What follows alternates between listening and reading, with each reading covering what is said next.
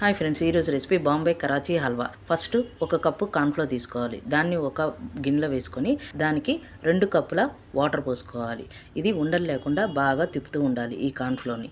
ఇప్పుడు ఒక బాండి పెట్టుకొని పొయ్యి ముట్టించేసుకొని 1 కప్పు కార్న్ఫ్లోర్కి 1 కప్పు పంచదార. స్వీట్ ఎక్కువగా తినేవాళ్ళు 1.5 వేసుకోవచ్చు, లేదంటే 1 కప్పు సరిపోతుంది అనమాట. ఇప్పుడు పంచదార మొత్తం బాగా కరగాలి. కరిగిన తర్వాత కొంచెం ఫుడ్ కలర్ కూడా వేసేసి యాలకుల పౌడర్ కూడా వేసేసుకొని బాగా కలుపుతూ ఉండాలి.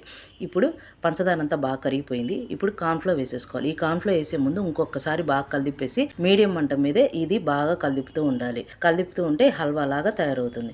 ఇది మధ్య మధ్యలో కొంచెం నెయ్యి వేసేసుకుంటూ ఒక 4-5 స్పూన్లు నెయ్యి వేసుకుంటూ తిప్పుతూ ఉండాలి. లాస్ట్లో కొంచెం జీడిపప్పు, డ్రై ఫ్రూట్స్ ఏమైనా ఉంటే వేసేసుకోవాలి. ఇప్పుడు హల్వా రెడీ అయిపోయింది. ఇప్పుడు ఒక ప్లేట్లో నెయ్యి రాసేసి ఈ హల్వా మొత్తాన్ని ప్లేట్లో వేసి స్ప్రెడ్ చేసి కొంచెం చల్లారిన తర్వాత ముక్కల్లాగా చేసి పెడితే ఎంతో టేస్టీ అయిన బాంబే కరాచీ హల్వా రెడీ.